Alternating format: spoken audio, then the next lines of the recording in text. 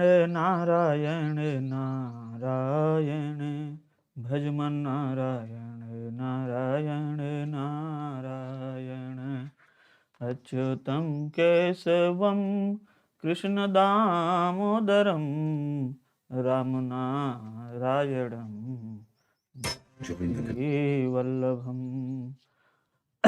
Hello everyone, मैं प्रकाश वाराणसी से आप सभी लोगों का ई लर्निंग विद दुर्गेश में एक बार फिर से स्वागत करता हूं। आप सभी लोगों से विशेष रिक्वेस्ट है कि आप सभी लोग लिंक को शेयर कर दीजिए और हम सभी लोग आज के क्लास को प्रारंभ करते हैं। तो आज का जो सबसे पहला प्रश्न है वो आपके सामने यहाँ पर होगा। चैप्टर वाइज की इस श्रृंखला में हम लोग आगे बढ़ रहे हैं और आज जो प्रश्न होंगे वह अल्फाबेट्स होंगे, अर्थात वर्णमाला से संबंधित होगा। इसमें हम लोग वर्ण, वर्णमाला या फिर जो अयोगवाह होते हैं और जो रस स्वर होते हैं, दीर्घ होते हैं, प्लुत होते हैं, आगत ध्वनियाँ होती हैं, ठीक है, विवृत होते हैं, इन सब पर जो है प्रश्न रहेंगे आज के। बहुत ही बेहतरीन कुछ उच्चारण स्थान वाले भी प्रश्न मिल जाएंगे आपको। तो बहुत ही बेहतरीन जो है क्लास होने वाली है। तो आप सभी लोगों से रिक्वेस्ट है कि आप सभी लोग क्लास को शेयर करिए और ज़्यादा से ज़्यादा लोगों को शेयर कीजिए, तो सभी लोगों को ऑडियो वीडियो क्लियर जाएगा आई थिंक। तो चलिए आज क्लास प्रारंभ करते हैं। आज की सबसे पहला क्वेश्चन है कि प्रयत्न,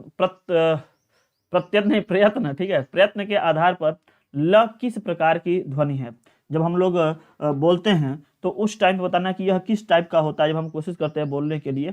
अब यहाँ पर प्रयत्न जो है वह वाला प्रयत्न नहीं, यहाँ पर जो ये है पार्श्विक, उच्छिप्त, प्रकंपित, इन सब के आधार पे बताना है और जो आपका स्पष्ट, शतपृष्ठ, उस सबसे नहीं बताना है, ठीक है। इस टाइप का यहाँ पर जो प्रश्न दिया गया है, ऑप्शन के हिसाब से आपका दिमाग काम कर गया होगा कि हाँ किस टाइप का प्रश्न यहाँ पे है, किस टाइप का उत्तर बताना है। तो जो ल है ना उसको पार्श्विक कहा जाता है। क्या कहा जाता है? पार्श्विक, ठीक है। इस वाले को आप लोग क्या कर देंगे? पार्श्विक। आगे चलते हैं नेक्स्ट वाले क्वेश्चन की ओर। नेक्स्ट वाले क्वेश्चन की ओर चलेंगे। प्रश्न संख्या दूसरा। इस प्रश्न का उत्तर आप सभी लोग कीजिएगा कि निम्न में से कौन सा शब्द अमात्रिक है। क्या पूछ रहे हैं? इसमें से बताइए कि कौन सा शब्द है जो क्या है? अमात्रिक है। अब इसमें से अमात्रिक वाले को आप लोग तुरंत पकड़ लीजिए। क्या है अमात्रिक? जल्दी से बताएं। सभी लोग प्रश्नों को करते रहें और अपने सभी ग्रुप में जितने भी आप लोगों के एक्टिव ग्रुप हैं या फिर आप लोगों के मित्र, साथी, यार, दोस्त जो भी लोग हैं उन सभी लोगों को जो है आप इसको शेयर करते चलें। चलिए इस प्रश्न के उत्तर की ओर हम लोग चलते हैं और इस प्रश्न का जो उत्तर आएगा वह आप लोग किसको कर रहे हैं? निम्न में से कौन सा अमात्रिक है? कारखाना, अमिताभ, कलरव, चहचहाना। इसमें से उत्तर तो आपको स्पष्ट दिख रहा है। इसमें उत्तर क्या बन जाएगा? कलरव, ठीक है। नेक्स्ट क्वेश्चन चलो हम लोग ले लेते हैं। नेक्स्ट क्वेश्चन क्या है? निम्न में से महाप्राण वर्ण है, तो निम्नलिखित में से बताओ कौन है जो महाप्राण के अंतर्गत यहाँ पर रखा गया है। महाप्राण वर्णों को आपको बताना है। चलो इस वाले प्रश्न का उत्तर आप सभी लोग देते चलें। धीरे धीरे सनही लोगों को जोड़ते चलिए, आप लोग शेयर करते चलिए एक दूसरे से, जो है एक दूसरे से जो उत्तर का अगर आप लोग देख रहे हैं तो उसका नकल तो मत कीजिए, लेकिन आप देखिए कि हाँ हमसे कौन आगे जा रहा है, कौन पीछे जा रहा है। भाई झगड़िए नहीं, बस उनसे क्या कीजिए, आप अपने आप को सोचिए कि हाँ आप किस दिशा में जा रहे हैं और आपका जो पढ़ने का जो स्तर है वह किस स्तर तक पहुंच रहा है। आप इन सब सारी बातों को ध्यान में रखते रहिए, प्रश्न को करते रहिए। उनमें से महाप्राण कौन सा वर्ण है इसको आपको बताना है। तो ये महाप्राण कौन है? मैं बताया हूँ वर्गों के दूसरा, चौथा और सल प्रत्याहार वाले वर्ण जो होते हैं वो महाप्राण होते हैं। तो दूसरा है, यह देखो पहला है का, है ना। फिर देखो यहाँ पे क्या, य, व, र, ल और ए, तो यही है दूसरा वर्ण महाप्राण, मिल गया। और ये पहला वर्ण है कार है, चाहे क ही लीजिए, तो ये भी पहला है। और ये यवर अल्लाह अंतस में चले जाएंगे, ये भी पहला वर्ण है। तो ये सब तो होंगे नहीं, क्या हो जाएगा आंसर? ये करेक्ट हो जाएगा, ठीक है। चलो नेक्स्ट वाला क्वेश्चन लेते हैं हम लोग। हिंदी शब्दकोश में अंग व अह किस वर्ण के साथ आता है? इसको बताओ किसके साथ में इसमें आएगा।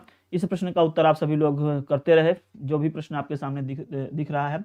गुड आफ्टरनून, सभी लोग शेयर करते चलें, सभी लोग शेयर करते चलें।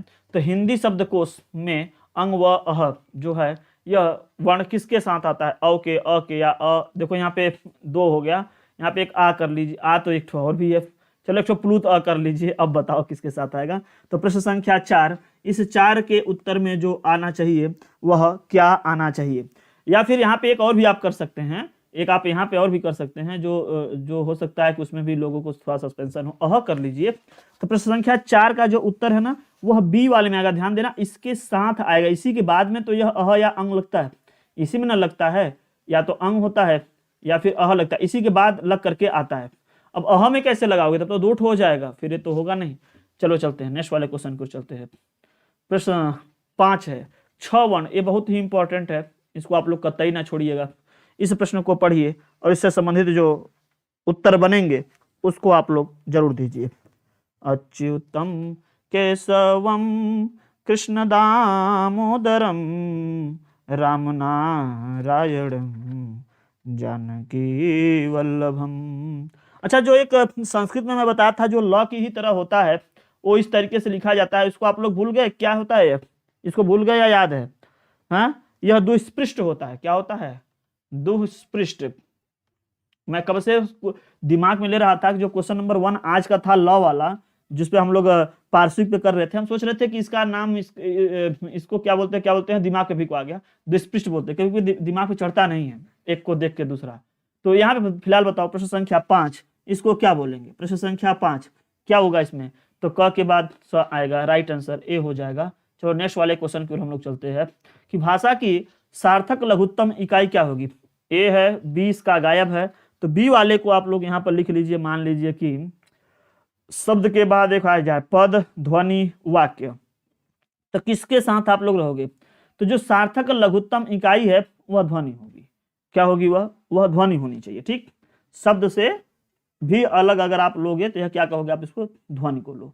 नेक्स्ट क्वेश्चन लो, नीचे आओ। इनमें से कौन सा वर्ण अल्प प्राण व्यंजन है? अब अल्प प्राण और महाप्राण मैं पहले बताया था अभी कि 1, 3, 5 और यण प्रत्याहार वाले अल्प प्राण होंगे, जबकि दूसरे, चौथे और सल वाले क्या होंगे? महाप्राण वाली ध्वनियां होंगी। ठीक है, चलो इस वाले प्रश्न का उत्तर बताते चलिए। जय श्री राम, नारायण, श्रीहरि, आयुष्मान भव, दिग्विजय भव, चिरंजीव शिव, कीर्तिमान भव। और जो भी थोड़ी बहुत परेशानियां हो रही हैं जल्दी से ही दूर हो जाएंगी। ठीक है, हर हर महादेव, हर हर महादेव। तो सभी लोगों को नमस्कार। तो इनमें से कौन सा वर्ण अल्प प्राण व्यंजन है? तो देखो दूसरा है, यह पहला मिल गया यहाँ पर। ठीक, तो यह क्या हो जाएगा? अल्प प्राण हो जाएगा। और जितने लोगों को अभी मिल रहा होगा आप लोगों को क्विज, बहुत दिनों से लोग कह रहे थे सर हम लोगों का भी क्विज करवाइए, तो अब आप लोगों को सुपर टेट का भी क्विज मिलना स्टार्ट हो गया होगा, और एमपी टेट का भी अभी क्विज चल रहा है।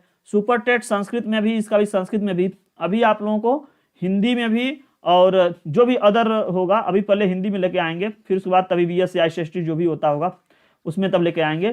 फिलहाल अभी इन दोनों का क्विज स्टार्ट हो गया है। आप लोग खुद भी क्विज कीजिए और लोगों को शेयर भी कीजिए, और बड़े अच्छे से उसमें रिस्पॉन्स शीट, और जिन लोगों को भी ये था कि सर पीडीएफ वगैरह वाला सिस्टम मिल जाता तो आप लोगों को पीडीएफ भी सेंड कर दिया जाता है। आप लोग उसमें सही अगर क्रेडेंशियल्स देते हैं, तब अगर उसमें सही इन्फॉर्मेशन देते हैं तो आपको पूरा आपका रिस्पॉन्स शीट, आंसर शीट क्या सही है वो भी सब कुछ भेज दिया जा रहा है। तो इनमें से कौन सा वर्ण स्पर्श व्यंजन नहीं है ये बताना। तो सभी लोग क्विज कीजिए, जिनको भी लिंक मिले, और अपने भी कीजिए और शेयर भी कीजिए ताकि और सभी लोग उसको कर पाएं। इनमें से कौन सा वर्ण स्पर्श व्यंजन नहीं है? क, च, ट या य। तो आपको पता होगा क्या कि कादयो मां वसाना इस पर सा, क से लेकर करके म तक, क से पर जिसकी आदि हो, म पर अवसान हो, सबके सब क्या होते हैं? स्पर्श होते हैं। तो स्पर्श कितने होते हैं? कुल 25 वर्ण होते हैं। क, ख, ग, घ, च, छ, ज, ञ, ट, ठ, न, त, थ, न, प, व, म। तो यह 25 हो गए। तो क भी आ गया, च भी, अभी यह क्या अंतस्थ है? यणोवंतस्थ है। यण प्रत्याहार के अंतर्गत आने वाले जो वर्ण हैं सब अंतस्थ कहे जाते हैं। य, व, र, ल, इन 4 वर्णों को अंतस्थ कहा गया है। तो यहाँ पे यह व्यंजन स्पर्श नहीं है। नेक्स्ट क्वेश्चन चलो लेते हैं। य, र, ल, व, यहाँ तक देखना, यहाँ तक है। ठीक है, य, र, ल, व व्यंजनों को क्या बोलते हैं? अभी अभी इस प्रश्न का उत्तर हम लोग दिए हैं। अभी अभी इस प्रश्न का उत्तर हम लोग दिए हैं। जल्दी से इस प्रश्न का उत्तर आप सभी लोग कीजिएगा और आगे चलते रहिएगा। सब कुछ जा रहा है क्लियर? कोई दिक्कत किसी को नहीं हो रहा है? सभी लोग मैसेज कर, हाँ ठीक है अभी आ रहा है, जब तक चैट आता है ठीक है, सभी लोग उत्तर करते रहें। प्रश्न संख्या 9, स्पर्श व्यंजन, अंतस्थ व्यंजन, उसमें व्यंजन या फिर इसमें। तो ये जो होता है क से लेकर के म तक, क, ख, घ, ङ, च, छ, ज, ञ, ट, ठ, न, त, थ, ध, न, प, व, म, ये जो 25 वर्ण है यही स्पर्श कहे जाते हैं। अंतस्थ में 4 वर्ण आते हैं। य, व, र, ल आता है। य, व, र, ल। ठीक है, कुल 4 वर्ण आते हैं। हिंदी में य, र, ल, व लिखा जाता है, ध्यान देना। संस्कृत में य, व, र, ल। और हालांकि किसी भी रहें, किसर से भी रहें, कोई दिक्कत नहीं है। और लेकिन हिंदी में य, र, ल, व ही लिखते हैं। तो य, र, ल, व आप हिंदी में आएगा तो हिंदी में। संस्कृत वाले क्वेश्चन में ध्यान देना, आजकल कहेंगे क्वेश्चन पूछ देते हैं कि जो यण प्रत्याहार, जो शल प्रत्याहार है उसका सही वर्ण का क्रम क्या है। तो ऐसे क्वेश्चन में हमको जो प्रत्याहार के अनुसार बनाए गए हैं, अगर हिंदी में प्रत्याहार शब्द लगा करके पूछ दिया जाएगा फिर आपको क्रम ध्यान देना, ठीक है।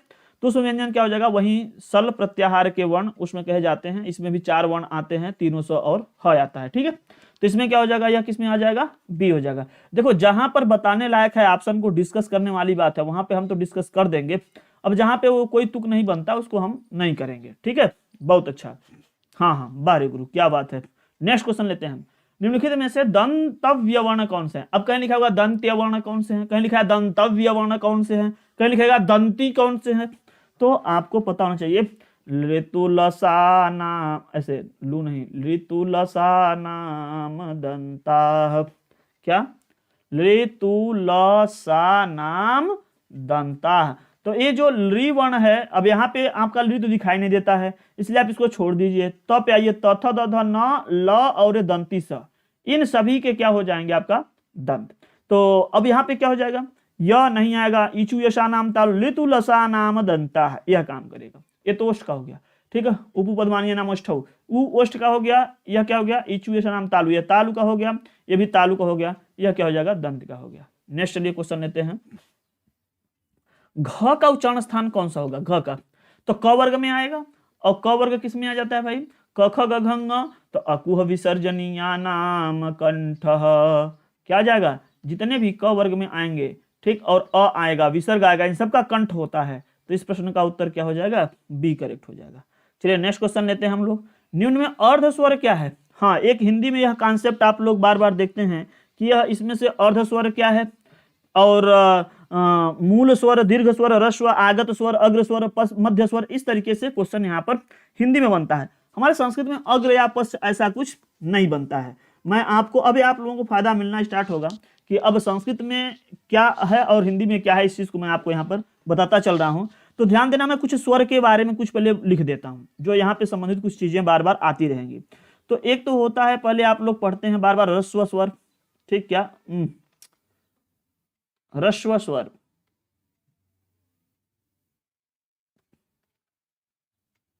जो ह्रस्व स्वर है वो होता है अ, ई, उ, री, बस इतने ही होते हैं। यहाँ री वाला कोई कॉन्सेप्ट मत लेके आना, ठीक है।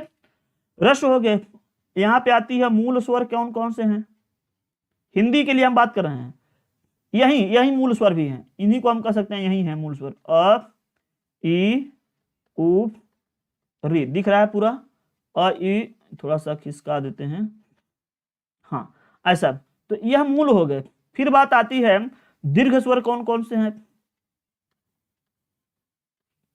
दीर्घ स्वर होता है आ, ध्यान देना, यहां संस्कृत से कुछ चीजें आपको अलग मिलेंगी, आ, ई, उ, यहां दीर्घ री नहीं मिलता है, ध्यान देना, री का दीर्घ यहां पे नहीं दिखाई देगा।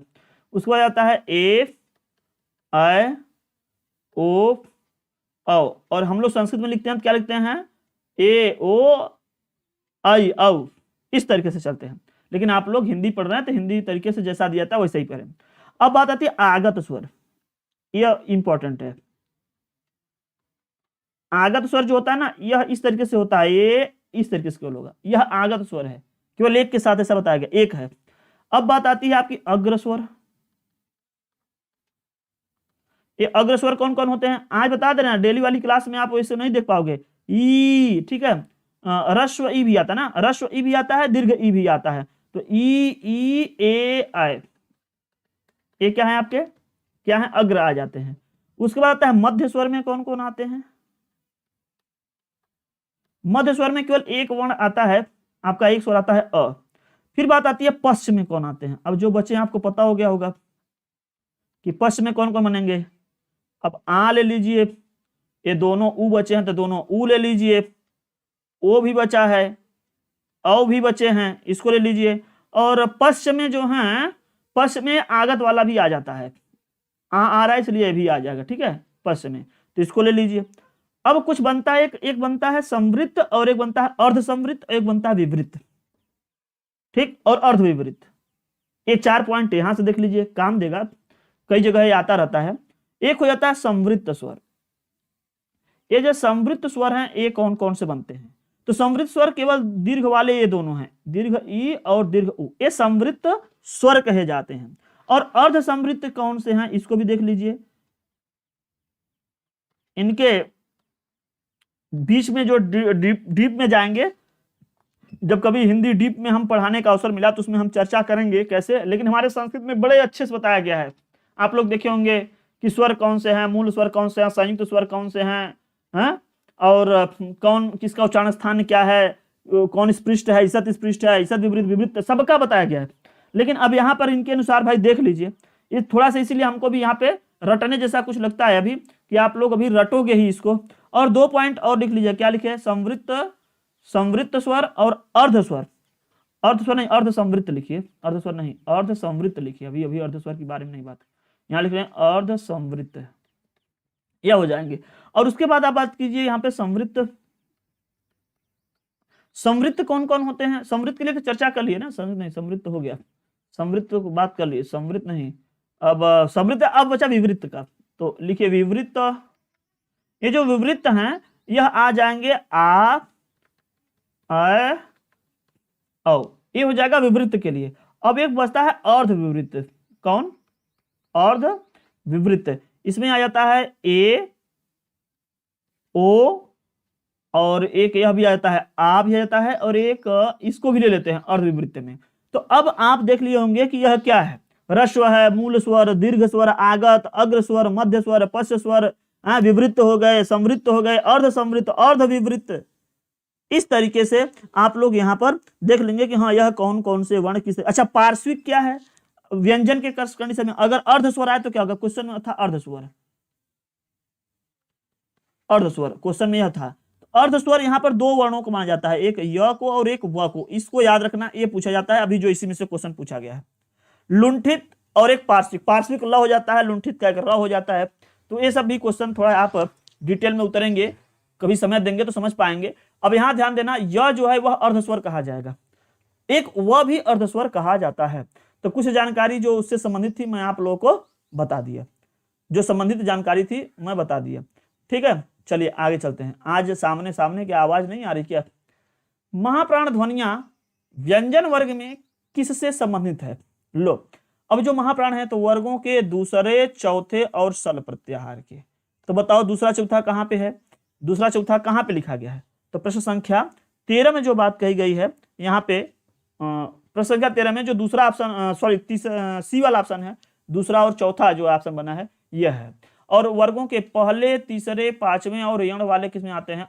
अल्प प्राण में आते हैं। नेक्स्ट क्वेश्चन, हिंदी वर्णमाला में उष्म व्यंजन कौन से हैं? लो, अच्छा क्वेश्चन है, बढ़िया क्वेश्चन है, आता है, रिपीटेड क्वेश्चन है, बहुत बार क्वेश्चन पूछा जाता है, तो ऐसे प्रश्नों को भी आप दीजिएगा, ठीक है। आई बात समझ में? चलिए, जो ज्यादातर क्वेश्चन पूछे जाते हैं वो दिमाग में जो ही आते रहते हैं, बताते चलते हैं। अब बहुत सारे हैं, ठीक है। जैसे अब इसमें भी अगर हम बात करें तो अघोष है, सघोष है, ऐसा भी तो क्वेश्चन पूछा जाता है ना। तो चलिए, स्वरतंत्रीय कुछ ऐसे हैं, हिंदी में बहुत सारे, उसमें आपको एक एक क्वेश्चन के लिए रटना पड़ता है। धीरे धीरे प्रैक्टिस करवाते चलेंगे, संबंधित चीजें आती रहेंगी, बताते चलेंगे। हिंदी वर्णमाला में उस व्यंजन कौन से हैं? स स सह त थ। अब देखो स स सह जो यही है ना, यही तो उस व्यंजन है, सल प्रत्याहार के अंतर्गत में रखा गया है। और सल प्रत्याहार में यही तीनों स और ह आते हैं, और यह क्या हो जाते हैं आपके उष्म व्यंजन कहते हैं। संस्कृत में भी वही है। ये देखो क्वेश्चन थोड़े बड़े छपे हैं तो हम खिसका देते हैं इसको। हिंदी के जिन वर्णों का उच्चारण करते समय केवल श्वास का प्रयोग किया जाए, देखो परिभाषा है यह, केवल श्वास का प्रयोग किया जाए उन वर्णों को हम लोग क्या कहते हैं? इसमें से ना अब समझ में आया, परिभाषा है, हम बताते होंगे कि जब आप लोग सघोष क्या है, अघोष क्या है, अल्प प्राण, महाप्राण। अल्प प्राण मतलब जब उच्चारण में कम प्राणवायु निकले तो अल्प प्राण, जब अधिक प्राणवायु निकले तो महाप्राण, ठीक इस तरीके से बताता है। तो इसी तरीके से यहाँ पर कि जब उच्चारण करते समय केवल श्वास का प्रयोग हो, किसका प्रयोग हो? केवल श्वास का प्रयोग हो, तो उसको हम लोग यहाँ पर क्या कहेंगे? अघोष कहेंगे कि या सघोष कहेंगे? ये दोनों तो अभी बता दिए तो है नहीं, उसको अघोष कहेंगे या सघोष कहेंगे? तो ध्यान देना, इसको अघोष कहते हैं, केवल श्वास का प्रयोग हो, इसमें हम लोग क्या बात करेंगे? उसको अघोष कहते हैं। और जो अघोष ध्वनियां हैं वो क्या होता है? प्रत्येक वर्ग के प्रथम और द्वितीय वर्ण और फ, श और तीनों स, ये सब में फ वाला जो ये वाला फ होता है हिंदी में, इनको अघोष कहा गया है। आप यहाँ संस्कृत वाले रूल लगाओगे तो परेशान हो जाओगे। वहां पे हम क्या बोलते थे, वहां पे जब आप देखते थे तो क्या बोलते थे, हस संवारा नादा घोषाश्च खरविवारा श्वासा घोष, मतलब आप वो दूसरा वहां पे उसके हिसाब से लगाओ तो गलत कर दोगे। यहाँ पे बस ये जानो कि अघोष व्यंजन है कोई, तो अघोष व्यंजन कौन है, जिनके उच्चारण करते समय केवल श्वास का प्रयोग हो अघोष होते हैं। तो यह हो गया है आपका यहाँ पर। और सभी के बारे में अगर आप जो है पढ़ेंगे, डीपली पढ़ेंगे, तो आप पुस्तकों पढ़ते होंगे तो उसमें मिलता रहेगा, और जो जो छोटा छोटा आता रहेगा हम लोग उस पर चर्चा करते चलेंगे। हालांकि उसे परिभाषा संबंधित क्वेश्चन बहुत कम बनता है, ठीक है, बहुत कम बनता है कि जिसमें यह क्या होता है उसमें क्या होता है। हाँ, एक क्वेश्चन पूछ लेते हैं कि इसमें कौन सी वर्ण क्या होती है, एक या दो क्वेश्चन आना है। अक्सर करके उच्चारण स्थान पूछ लेते हैं, मिश्र वाला जो वर्ण होते हैं कभी कभी उसको पूछ लेते हैं, या फिर पूछ लेते हैं इसमें कौन सा रस्व है, कौन दीर्घ है, कौन प्लुत है, और या फिर वो जो स्पेशल टाइप के भी हम बताए हैं उससे चर्चा होती है। तो एक आध क्वेश्चन जो है उससे आ जाता है। अब इतना डीप में अंदर बहुत कम क्वेश्चन होते हैं, और जो हिंदी वाले होंगे वो जानते होंगे। जैसे हम लोग संस्कृत पढ़ते हैं तो देखिए बहुत गहराई में उतर पढ़ते हैं, अब उतना गहराई में उतर करके हिंदी भी तो पढ़ाए नहीं है, ना पढ़ाए हैं आप लोगों को। तो कौन वर्ण ओठ से ओष्ठ वाले नहीं है, अब ओष्ठ वाला कौन सा नहीं होगा, तो उपपद मानिया नाम ओष्ठ वहां भी लगा, यहाँ भी लगेगा। प फ ब भ म, प फ ब भ म, प वर्ग का प फ ब भ म और उ, ये सब के सब ओष्ठ हैं। हाई अ क्या है, ये अ जो है यह जो आ है यह अ के ग्रुप में आएगा, इसका मतलब आपको विसर्जन नाम कंठ से इसका भी क्या हो जाएगा, कंठ हो जाएगा। ठीक, आगे चलिए देखते हैं नेक्स्ट वाले क्वेश्चन की ओर। अल्प प्राण ध्वनियां, कौन ध्वनियां, अल्प प्राण ध्वनियां के समूह कौन है। अब बताओ इसमें से अल्प प्राण ध्वनियां कौन सी हैं, अल्प प्राण वर्गों के पहले तीसरे पांचवें पकड़ो, ये दूसरा है, ये पहला तीसरा पांचवा, ये दूसरा है, ये दूसरा कट जाएगा, क्या हो जाएगा, बी वाला क्या हो जाएगा, करेक्ट हो जाएगा। बहुत सही। तो अभी तक हमारे साथ में जो लोग उत्तर दे रहे हैं उसमें अभी देखिए राजू चौहान है, रवि यादव हैं, भावना त्रिपाठी हैं, सविता आनंद है, वीना सिंह है, महेश सरोज हैं, अवधेश कुमार हैं। ठीक है, जो लोग भी उत्तर दे रहे हैं सभी लोग उत्तर अच्छा कर रहे हैं। हर एक प्रश्न पर थोड़ा सा ध्यान दीजिए अच्छे से ना, और शेयर जरूर कीजिए सभी लोग अपने सारे ग्रुप में। बहुत अच्छा, क्वेश्चन के उत्तर देते रहना चाहिए, ऐसा नहीं है कि हम नहीं देखते रहते हैं, देखते रहते हैं, कम देखते रहते हैं, और जहां पे काम वाली बात आती है कुछ उस पर हम डिस्कस करते हैं। अनावश्यक अगर चैट को देखते रहेंगे तो क्लास थोड़ा डिस्टर्ब हो जाती है, बातों में चले जाते हैं, और मैं तो और बात करने लगता हूँ। अगर हमसे कोई किसी बात पे करने लगे तो फिर किसी को कुछ अच्छा नहीं लगेगा। तो वर्ण शब्द का अर्थ नहीं होता, इसलिए पढ़ो केवल ध्यान से, ठीक है। वर्ण का अर्थ नहीं होता क्या, रंग, आकाश, जात या फिर अक्षर। तो प्रश्न संख्या 18 में हम बात करें तो वर्ण का मतलब रंग तो होता है, जात भी होती है, वर्ण अक्षर भी होता है, आकाश नहीं होता है, आकाश नहीं होता है, ठीक है। वर्ण माने कलर होता है, रंग किस वर्ण के हैं, गोरा या सांवला, ऐसा। कौन सा वर्ण, घोष नहीं है। अब घोष नहीं है तो घोष नहीं है इसका मतलब फिर अब क्या बताओगे इसमें से, महादेव, महादेव सभी लोगों को नमस्कार। अब बताओ इसमें से कौन सा वर्ण घोष नहीं है, र, त, अ या फिर ड। तो पहला दूसरा वाला आप लोग अगर सब पढ़े होंगे उस हिसाब से भी आप लोग छाट सकते हैं, ऐसे भी कौन वर्ण जो है वह घोष नहीं है। प्रश्न संख्या 19 में जो उत्तर आ रहा है वह क्या आएगा, क्या आएगा, त, ठीक। त मैं बताया था कि जो अघोष होते हैं वह वर्गों के पहले और दूसरे वर्ण उसमें आ जाते हैं, पहले दूसरे। तो जो त वर्ण है पहला है, अघोष में चला जाएगा, घोष नहीं है इसका मतलब, ठीक। तो इसके लिए आप कर सकते हैं सीधे सीधे बी, और सबको आप पकड़ के ढोते रहिए। अच्छा, पहला तीसरा अगर मेरे मुंह से निकला होगा तो गलत बात, मैं पहला दूसरा बोला हूं, आई थिंक हम दूसरा लिखे भी थे अभी। तो पहला दूसरे वाले में आप ध्यान देना कि जो अघोष वर्ण होते हैं वह प्रत्येक वर्ग के पहले और दूसरे वर्ण को और फ, श, स तीनों स को कहते हैं, ठीक है। ये इस वाले फ को बोलते हैं, इस वाले फ को, ठीक, जहां यहाँ पे लगी थी फ और स और स और ये सब, ठीक, इसको कहते हैं। पहला दूसरा ध्यान देना, यह आप हिंदी में पढ़ रहे हैं ध्यान देना, संस्कृत वाले अभी परेशान ना हो। आगे देखते हैं नेक्स्ट क्वेश्चन में, किन ध्वनियों को अनुस्वार कहा जाता है, ठीक, क्या है, किन ध्वनियों को अनुस्वार। और जिसको अभी संस्कृत वाली क्लास रुकी थी आप लोग जुड़े रहिएगा, संस्कृत की क्लास आप लोगों को बिल्कुल मिलेगी। और थोड़ी सी प्रॉब्लम चल रही मेरे यहाँ, उसके बाद में मैं संस्कृत क्लास डेली लूंगा। जो लोग हमसे जुड़े हैं उनको तो आप लोगों को पता चलता ही होगा, जो लोग टीम से जुड़े हैं उनको भी पता चलता होगा कि कब क्लास होने वाली है कब नहीं होने वाली है। तो सभी लोग, जितने भी लोग नए लोग आए हैं वो अगर चैनल पर नए आए हैं तो सब्सक्राइब भी कर लें, और जो नीचे टेलीग्राम लिंक है उससे भी जुड़ जाएं, और जितने भी लोग अभी इस वाले को नहीं देख रहे हैं तो थोड़ा इसको भी देख लीजिए। इस पे नंबर जो चल रहा है, इस नंबर पे भी आप लोग संपर्क कर सकते हैं। ठीक है, चलिए आगे चलते हैं नेक्स्ट वाले पर। किन ध्वनियों का अनुस्वार कहता है? स्वर के बाद आने वाली नासिक ध्वनियां, स्वतंत्र रूप से उच्चरित ध्वनियां, स्वर के साथ आने वाली ध्वनियां, व्यंजन के बाद आने वाली ध्वनियां, किसको कहते हैं? प्रश्न संख्या 20 में अगर आप उत्तर देखोगे तो आपको राइट आंसर मिलेगा कि आप पढ़े होंगे जो अनुस्वार होता है अनुनासिक होता है, अर्थात नासिका के साथ बोले जाते हैं, अर्थात क्या हो जाएगा? ए करेक्ट हो जाएगा। नेक्स्ट क्वेश्चन चलिए ले लेते हैं। किस शब्द में री स्वर नहीं है? लो बहुत अच्छा, किसमें री वाला स्वर नहीं है?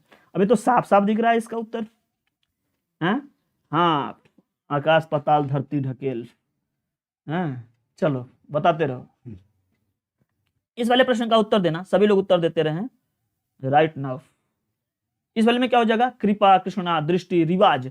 तो ये जो रिवाज है प्रश्न संख्या 21 में अगर आप देखें तो इसमें यह री, इसका उच्चारण हम कर रहे हैं जैसे री जैसा, या दृष्टि, ऋषि, ये इस वाले जैसा, लेकिन वो है नहीं, ध्यान देना, सब में यह री लगा है और उसमें नहीं लगा है। नेक्स्ट वाले लेते हैं। निम्नलिखित में कंठ ध्वनियां कौन सी हैं? कंठ से तो क ख य र च च या फिर ट। तो आपको पता होना चाहिए कि अकुह विसर्जनीय नाम कंठ, एक सूत्र है आप पढ़े होंगे कि जिस अ का और कु मतलब क वर्ग का और ह का और विसर्ग का, इन सब का क्या होता है? कंठ होता है। तो क्या हो जाएगा? क ख जो है यह आपका करेक्ट हो जाएगा। प्रश्न संख्या 22 उत्तर आएगा ए, कंठ का ध्वनि है। ओ किस प्रकार के वर्ण है? तालव्य है, मूर्धन्य है, दंतोष्ठ है, कंठोष्ठ है। इंपॉर्टेंट क्वेश्चन है, संस्कृत में भी पूछा जाता है, हिंदी में पूछा जाता है। कोई यह ना कह दे कि सर उर्दू में भी पूछा जाता होगा, तो उर्दू का तो हम नहीं जानते, लेकिन हिंदी और संस्कृत दोनों पूछा जाता है। उत्तर जरूर आप लोग बताएं। ठीक है, लखन सिंह भी हमारे साथ जुड़ गए हैं, बिल्कुल सही, करेक्ट आंसर। आप लोग सभी लोग उत्तर करते रहें, उत्तर करने से देखिए प्रैक्टिस हो जाती है। और उत्तर के साथ साथ मैं बार बार बोल रहा हूं कि अब जो है आप लोगों को क्विज भी मिल रहा है, तो क्विज को भी आप सभी लोग पार्टिसिपेट किया कीजिए। ठीक, क्विज को जरूर पार्टिसिपेट करें और जो भी जानकारियां उसमें सही शेयर करें, ताकि आप लोग को रिजल्ट या फिर उसका रिस्पॉन्स शीट या उसको सब कुछ जो है उसका पहुंच जाए। ठीक, तो वो सब कुछ मिलता है। अच्छा, किसी का किसी क्वेश्चन में उत्तर में अगर कोई ऑप्शन उसमें अगर गलत दिखेगा तो घबराने की बात नहीं है, रिजल्ट जारी करते वक्त वो सही कर लिया जाता है और सबका करेक्ट मिल भी जाएगा। ठीक है, तो आप लोगों को कोई दिक्कत भी नहीं होगी। और जिनको पीडीएफ की समस्या होती थी वो पीडीएफ भी आसानी से उनको मिल जा रहा है। ठीक, जो ही मैं यहाँ से रिजल्ट या फिर रिस्पॉन्स शीट या फिर रिपोर्ट देता हूँ तो आप सभी लोग उसको ईमेल या व्हाट्सएप के माध्यम से सबके यहाँ वो डाउनलोड भी हो जाएगा। तो घबराने की बात नहीं है, सभी लोग क्विज भी करते रहे। ओ किस प्रकार के वर्ण हैं? सुपर टेट की जो क्विज हम लेते हैं उसमें अभी 10 क्वेश्चन दे रहे हैं, और जो एमपी वाली हो रही है पेडागाजी का, केवल पेडागाजी 15 क्वेश्चन पे मिल रहा है। आप लोग सभी लोग उसको जरूर किया कीजिए, सभी लोग दोस्तों को भी शेयर करिए, वो भी करें। तो ओ कैसे बना? जब हम अ में उ को मिलाए तो ओ बन गया, तो अ का हो गया कंठ, उ का हो गया ओष्ठ, तो कन गया कंठ ओष्ठ। क्या हो जाएगा? प्रश्न संख्या 23 का उत्तर क्या हो जाएगा? कंठोष्ठ। इसी तरीके से आता है ए का और अ का, तो ए बनता है अ और ई से, तो होता है कंठ और तालु, तो कंठ तालु वाला अलग है। ठीक, यहां हो जाएगा। नेक्स्ट क्वेश्चन चलो ले लेते हैं 24 नंबर में। निम्नलिखित में ओष्ठ ध्वनि नहीं है। कौन ओष्ठ वाली ध्वनि नहीं है? तो ध्यान दो, ओष्ठ वाली कौन कौन सी होती है? उपु पद्मानी नाम ओष्ठौ। गुरु लिंक तो भेजा जाता है, टेलीग्राम लिंक भी लिंक जाता है। ठीक, बहुत सारे लोगों को लिंक मिलता है, टेलीग्राम से भी मिलता है, और सारे हम लोग भी शेयर कर देते हैं। हमारे पास में जो लोग जुड़े हैं हम उनको भी शेयर कर देते हैं, और उसके साथ में फेसबुक भी जोड़ देते हैं। बहुत सारी जगह लिंक मिलता है, तो आप सभी लोग जरूर जुड़े रहें, वहां से आप लोग को टेली वो मिल जाता है, और कि जितने कम से कम समय में आप लोग सबमिट कर दें। ठीक, तो सभी क्वेश्चन किया कीजिए, और घबराने की बात नहीं है, उसमें नंबर नहीं कटने वाला है। ठीक, जो रहेगा वो स्पष्ट दिखाई देगा। निम्नलिखित में ओष्ठ ध्वनि नहीं। अच्छा, कुछ क्वेश्चन में हम देखे थे, एक क्वेश्चन था उसमें मैं दिया था तवल्लकारः। इसमें हम देख रहे हैं कि 80% लोग गलत कर रहे हैं। इसमें कौन सी संधि है? पहला ऑप्शन हम साथ दे दिए थे यण संधि का, दूसरा ऑप्शन था वहां पे गुण संधि का, तीसरा ऑप्शन वहां पे दे दिया गया है शायद वृद्धि या अयादि दे दिए हैं क्या? ठीक है, ले लीजिए चौथा अयादि ले लीजिए, ऐसा ऑप्शन है। इसमें से बताओ कि तवल्लकारः में कौन सी संधि हुई है? इसमें कोई बहुत हमारे समझ से बहुत कठिन बात तो नहीं कुछ था, लेकिन इसमें 80% लोग गलत किए थे। अभी तक जो लोग आंसर किए थे 50, 55, अब 65, 70 लोग जो भी किए थे अभी तक, उनमें बहुत ज्यादा अंतर मिला। अच्छा ठीक है, मैं भेज दूंगा, तो उसमें ध्यान देना। इस वाले क्वेश्चन में सभी लोग कमेंट करके बताओ क्या मिलेगा। मैं आपको बता दूं, तव धन लृकारः जब आप करते हैं, तव धन लृकारः, और इसमें जब अ आता है, जब अ या आ के बाद में अगर लृ आए तो इन दोनों के स्थान पर अल हो जाता है, इसीलिए तवल्लकारः बनता है। और यह अल कैसे होता है, यह अ ए ओ, ये तीन की गुण संज्ञा होती है। यही अ जो होता है या तो अर, जैसे महर्षि, ब्रह्मर्षि, देवर्षि, और यह अल जो होता है ये इसमें फॉर्म में दिखाई देता है, तो यह गुण संधि होता है। जैसे तवल लकार है, हमल लकार है, दो एग्जाम्पल में बताया था।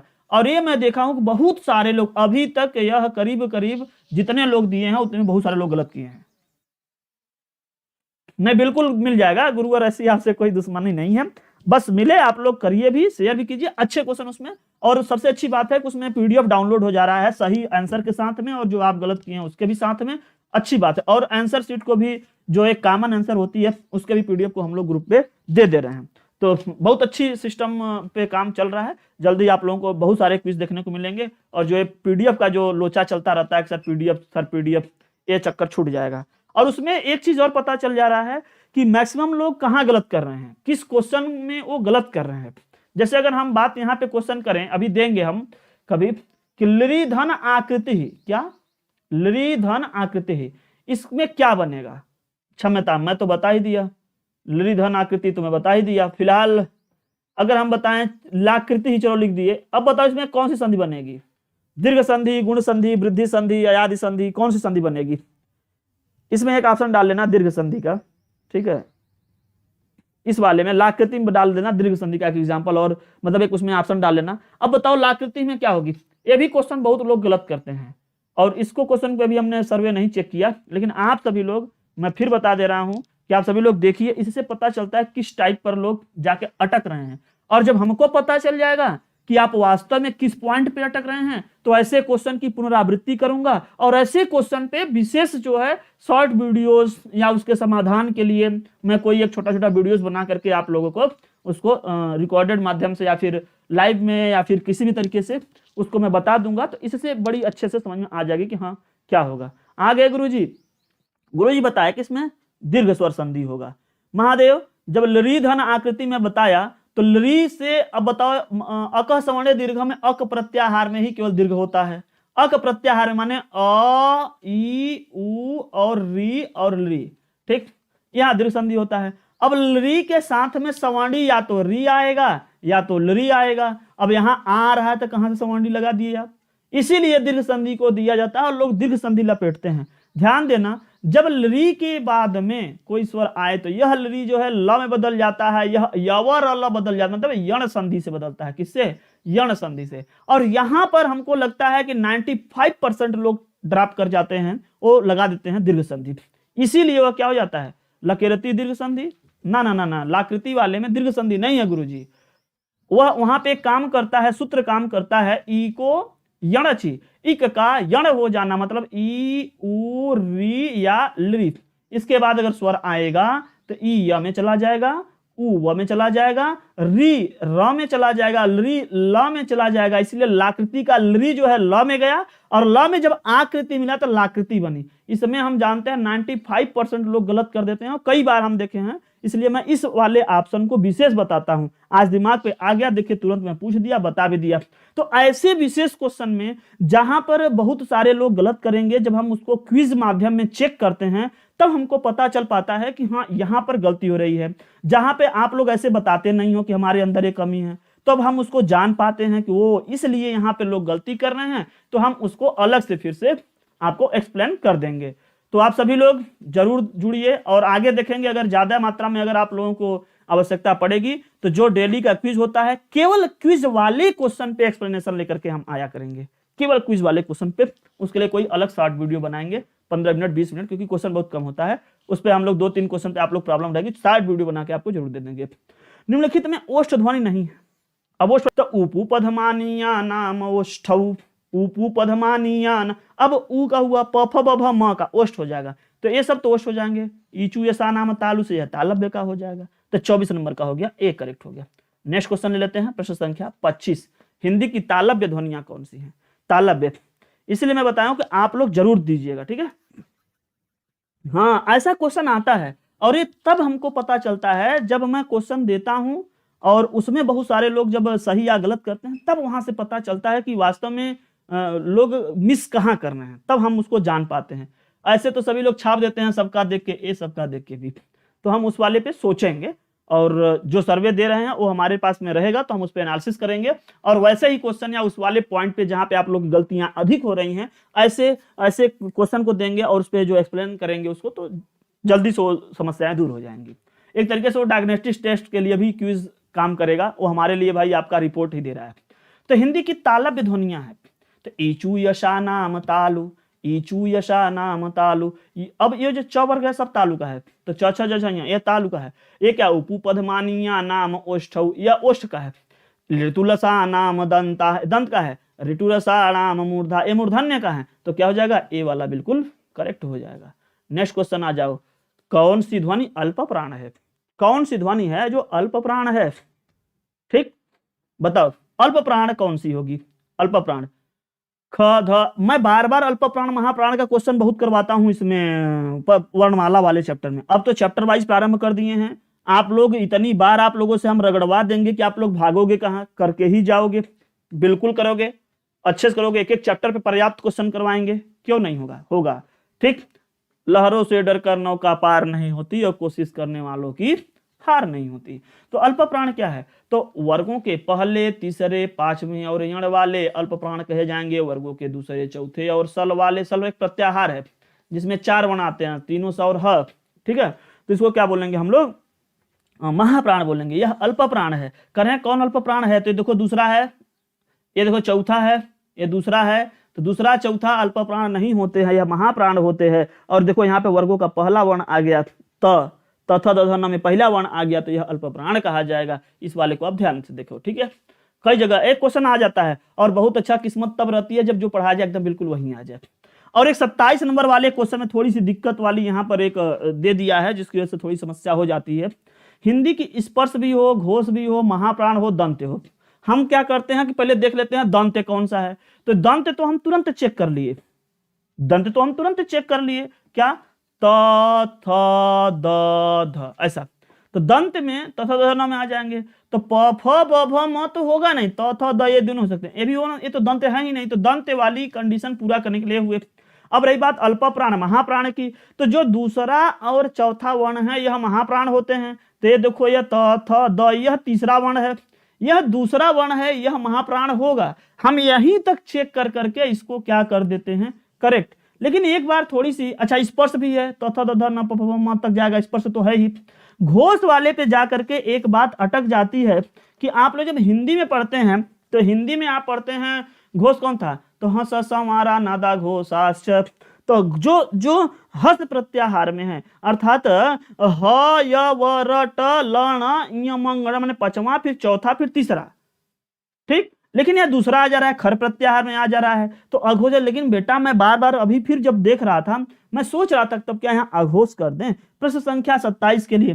तो आप एक चीज थोड़ा हिंदी में ध्यान देना कि जो हिंदी में अघोष है या जो हिंदी में घोष है, थोड़ा इसके ऊपर दृष्टि पड़नी चाहिए। तो जो हिंदी में सघोष माना गया है, जिसको हम लोग कहते हैं सघोष, वह हिंदी में है वर्गों के तीसरे और चौथे।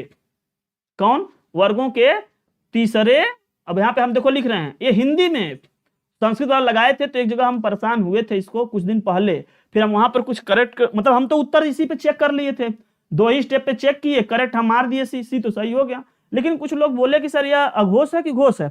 तो संस्कृत के दृष्टि से अगर आप देखेंगे, वहां का घोष यहाँ के घोष से कुछ अंतर है भाई। तो यहाँ वाला घोष और अघोष क्या है, इसको हम यहाँ पर समझ लेते हैं। संस्कृत वाले में क्या है ना कि जो हस प्रत्याहार में आता है वह हो जाते हैं घोष, और जो खर प्रत्याहार में आता है हो जाता है, यहां क्या होता है, अघोष। ठीक, तो यहां से आप लगाओगे तो यह गलत हो जाएगा, क्योंकि वर्गों का खर प्रत्याहार वर्गों का दूसरा और पहला इसमें आ जाएगा, अघोष लगा दोगे गलत हो जाएगा, सस्पेंशन हो गया दिमाग में। फिर मैं सोचा कि यह हिंदी में अलग है, हिंदी में अलग है। तो हिंदी में क्या है थोड़ा इसको देख लो। अगर यहाँ संस्कृत का नियम, एक बार मैं पहले परेशान हुआ तो मैं सोच रहा था कुछ न कुछ तो है इसके पीछे गेम। हम लोग संस्कृत का नियम लगा रहे थे इसीलिए गलत समझ रहे थे, हालांकि उत्तर तक तो पहुंच गए, एक कैसे ऑप्शन गलत हो गया। फिर मैं सोचा यहाँ पर होता है घोष ना मतलब घोष को बोलते हैं सघोष और एक होता है अघोष। यहां पर इस तरीके का ऑप्शन देखने को मिलेगा। जो अघोष है यह वर्गों के पहले दूसरे, तीसरा कहां से बार बार लिख देते हैं, पहले दूसरे और फ और तीनों स और यह स, इसको अघोष माना गया है, इसको अघोष माना गया है। और जो सघोष है यह है प्रत्येक वर्ग के तीसरे, चौथे और पांचवा वाले भी, ठीक। इसके साथ में यर ल व, अब कौन बचा इसमें से ह नहीं है तो यहां डाल दो एक ह। और कौन बचे, हिंदी में आप लोग देखे होंगे एक आता है यह वाला, यहाँ पे फ आया है ना, तो एक ए वाला भी आता है, ज वाला, इसको भी ले लीजिएगा। और एक आता है यह, आप देखे होंगे यह और यह, ये दोनों, इन सबको सघोष में डाल दिया गया है और इसको अघोष में डाल दिया गया। तो आप किसी एक को जो है याद रखेंगे तो आपका काम बन जाएगा, आपका काम बन जाएगा। ये द्विगुण बोले जाते हैं, ये को द्विगुण बोलते हैं। हमारे यहाँ लाइट ऑफ हो गई, कोई प्रॉब्लम लग रहा है आ गया, जिसकी वजह से हो सकता है कि कोई प्रॉब्लम क्लास में आए, एक बार चेक करने दो। Good afternoon. कोई प्रॉब्लम, या तो लाइट कट जाए तो ठीक रहता है, तो इन्वर्टर मोड पे चला जाए तब भी सही है, या तो लाइट फुल सही रहे तब सही रहता है, ये हाफ हो जाता है, बीच में फंस जाता है। तो अच्छा, इस वाले जानकारी को आप लोग यहाँ पर नोट करिएगा और ये ध्यान दिएगा, यहाँ पर यह थ जो है वर्गों का दूसरा वर्ण है और यहाँ पर वर्गों का पहला और दूसरा किस में आ जाएंगे, एक सघोष और एक अघोष। अब बताओ किसमें आ जाएंगे, अघोष आएंगे कि नहीं आएंगे, अब ये देख लो, अब किसमें आ जाएगा आप चेक कर लो, ठीक। आप बताओ, हम एक बार परेशान हुए कि इसमें उसमें कुछ वर्ण, इसमें कुछ वर्ण, उसमें, परेशानी तो हमको भी हुई।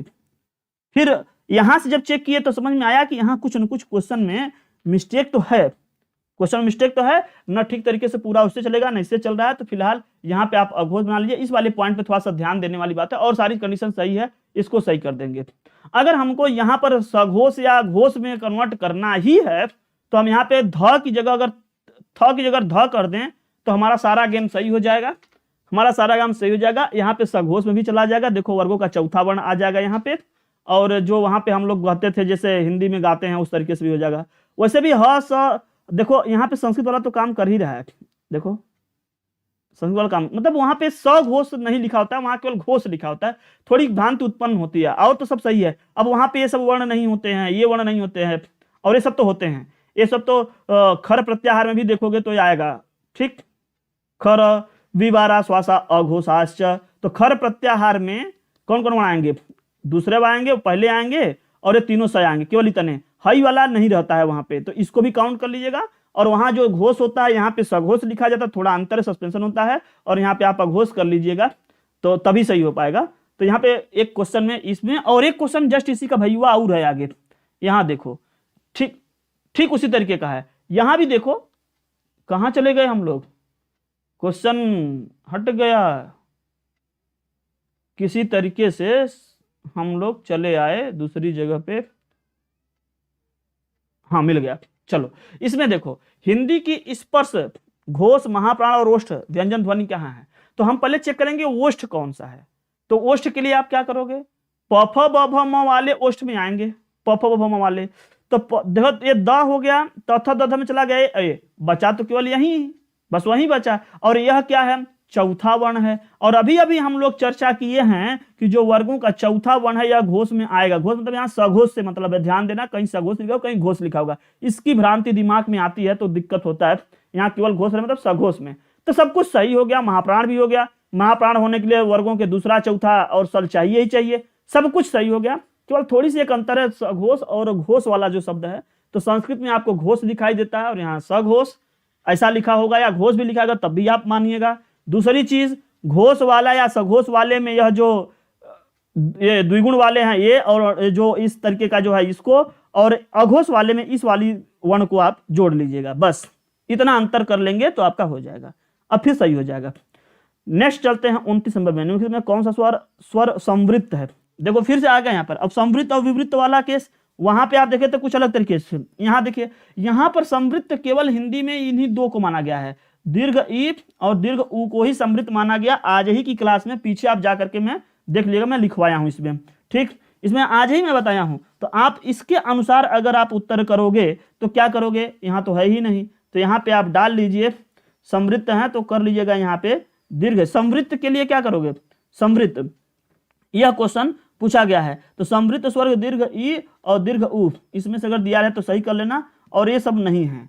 आज ही क्लास में पीछे लिया हूं, पीडीएफ में आप जाकर के देख लीजिएगा या फिर क्लास बैक कर लीजिएगा, मैं बताया हूं कि कौन से समृद्ध बताए गए हैं, कौन सा अर्ध समृद्ध है। जैसे अगर यहाँ क्वेश्चन करते हैं अर्ध समृद्ध, अर्ध तो नहीं लिखा है, नहीं, अगर यहीं अर्ध लिख देते तो ह्रस्व लिखना पड़ता है, ध्यान देना, यह तो समृद्ध हो गए, लेकिन कहें अर्ध समृद्ध, तो इसके ऐसे वाले ये दोनों अर्ध समृद्ध है, ये दोनों अर्ध समृद्ध हैं, ये हिंदी में है, और हमारे संस्कृत में क्या है, केवल समृद्ध विवृत्त क्या होता है, हाँ, उसमें होता है स्पृष्ट, ईसत स्पृष्ट, ईसत विवृत्त, विवृत्त समृद्ध, ह्रस्व से अवर्ण से प्रयोग मतलब वहां पे उतना ही केवल करते हैं, लेकिन हिंदी में थोड़ा इससे अलग है, तो हिंदी वाले आप अलग करके पढ़िएगा इसको।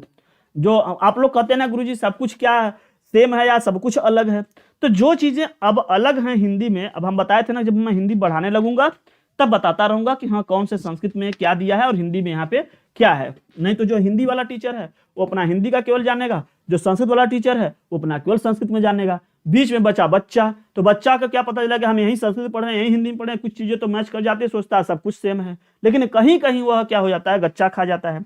तो अब कोई संस्कृत का और हिंदी का दोनों अगर जानकार रहे तो बताए कि हाँ वहां पे यह दूसरा है, यहाँ पे यह दूसरा है, और उसको फिर आप लोग जरूर एक बार देखेंगे तो सही हो जाएगा। ठीक, तो हमारे साथ संस्कृत पढ़ेंगे तो संस्कृत में पढ़ाएंगे, हमको हिंदी में पढ़ेंगे तो हिंदी वाली बताएंगे। तो हिंदी की ब ध्वनि कौन सी है, बड़ा दिक्कत होता है, इसीलिए लोग एक ही विषय पढ़ाना चाहते हैं कि कंफ्यूजन से बचे रहें, लेकिन अब आप लोग कहाँ से बच के जाओगे, देना तो दोनों पेपर पड़ेगा आपको, हिंदी भी संस्कृत भी। हालांकि मैक्सिमम चीजें मैच करती हैं, 90% आप देखोगे तो 80% सब मैच करता है। हिंदी की ब ध्वनि किसकी है, तो प, फ, ब, भ और म।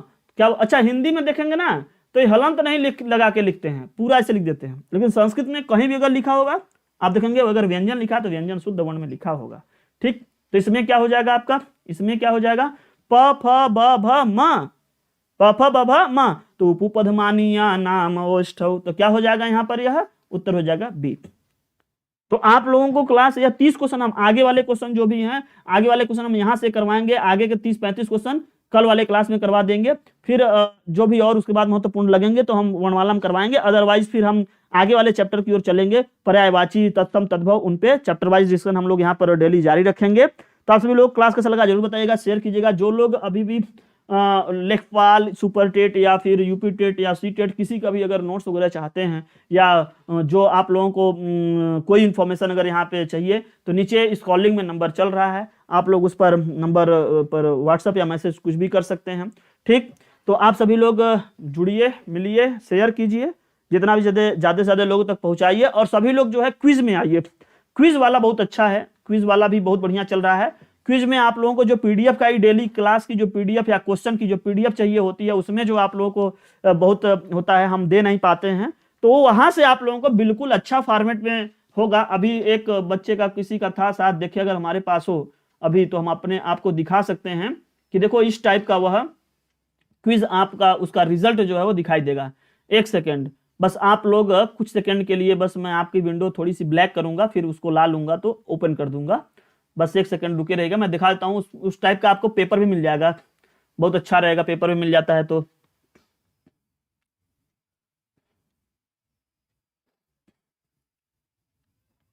जो ही आप लोग क्वेश्चन कर लोगे या फिर जब हम आप लोगों का जो रिस्पॉन्स, ये कहाँ चला गया,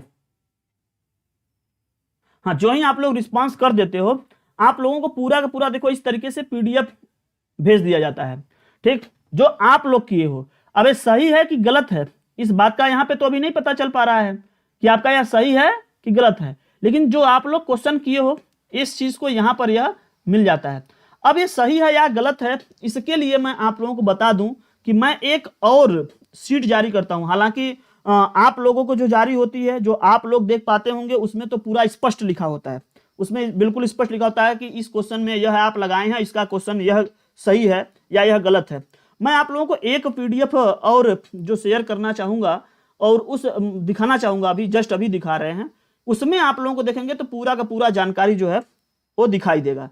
तो आप लोग बिल्कुल उससे जुड़िए और वो सीट आपके पास रहेगा। आप उसको जब तक चाहें तब तक आप रिवाइज करने में, देखने में, पढ़ने में, समझने में आप उसको यूज कर सकते हैं। जस्ट मैं उसको कुछ सेकंड में आपके सामने उसको दे रहा हूँ, बस उसको रेडी कर लें आप लोग ताकि दिख जाए आप लोगों को। यहाँ से जल्दी से आ जाओ, खुल जाओ सिम सिम। अभी जस्ट हो रहा है, कुछ सेकंड में मिल जा रहा है। तब तक हम आपको बता दें, भजन सुना दें। अच्युतम केशवम कृष्ण दामोदरम रामनारायणम जानकी वल्लभम।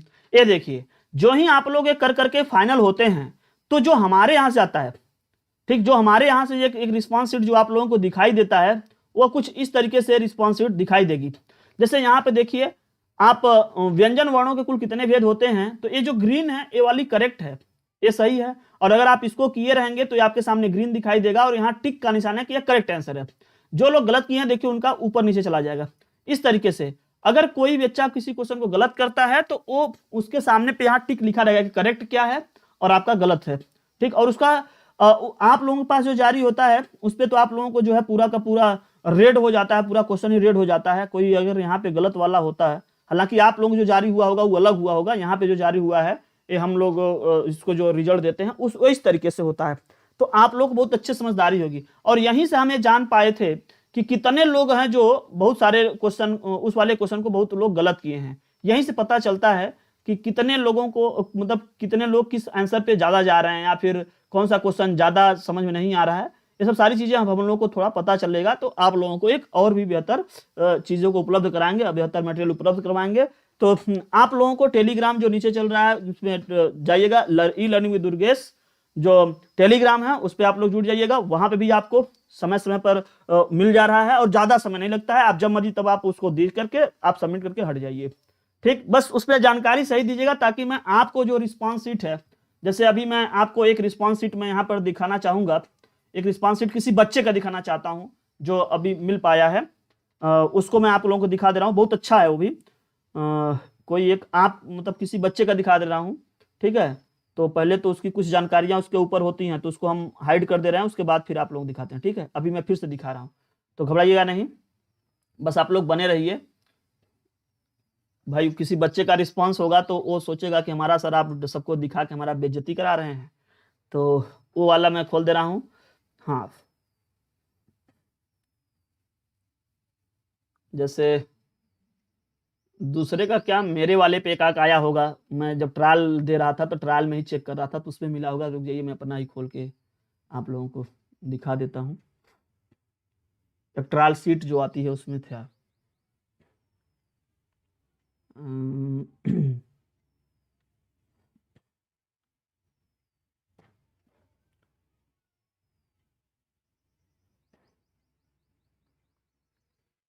देखिए इस तरीके का आप लोगों को एक सीट मिल जाएगा।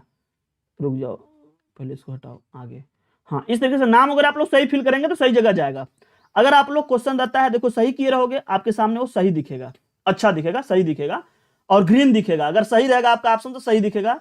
जो ही हम एक जानबूझ के यहाँ गलत टिक कर दिए तो जो ही यहाँ पे आप गलत करिए रहोगे, जब मैं यहाँ से आंसर दूंगा तो आपको एक आंसर मतलब एक पूरी पीडीएफ आपके सामने मिलेगी। और यहाँ देखो ये आप गलत किए हैं, क्रॉस का निशान बना है और इसका सही ऑप्शन यहाँ पे जो दिया गया है, या आपको नहीं पता है कि जो वृत्ति लिखे हो वृत्तिकार होते हैं, बहुत सारे लोग ऐसे गलत किए हैं इसमें। और यहाँ पे देखो जितने भी और क्वेश्चन सही रहेंगे सबके सब आपके सामने ऐसे उपलब्ध हो जाएंगे, इस तरीके से, इस फॉर्मेट में, ठीक। तो अगर आप लोग ये दिए गए इंफॉर्मेशन को यहाँ पर सही भरोगे तब ये सब कोई दिक्कत नहीं है, डिस्क्लोज नहीं होता है, सब सुरक्षित रहता है, आपको ये सब सारी चीजें भेज दी जाएंगी। तो आप लोग क्विज कीजिए और इस तरीके का आपको खुद ही पीडीएफ मिल जाएगा। फिर आपको रिवीजन करने में बड़ी आसानी होगी, किसी को कोई समस्या नहीं रहेगा कि सर रिवीजन कैसे करें, सर हमको सर पीडीएफ भेज दीजिए, ये भेज दीजिए, बहुत अच्छे फॉर्मेट में मिल जाएगा। अब बताओ कितने लोगों को यह क्विज सही लगेगा। बहुत सारे लोग हैं जो कहेंगे कि नहीं सर क्विज हमारे लिए सही नहीं है। आप बताओ कि क्विज सही है या नहीं है आपके लिए। हमारे समझ से तो अगर आप लोग दें तो क्विज बिल्कुल सही है, ठीक। तो चलो अब हम अभी भी सेशन को इसी पे ऑफ करेंगे, ठीक। सेशन को हम इसी पर ऑफ करेंगे। जितने भी लोग हैं सभी लोग शेयर करें, पढ़ें, ठीक है।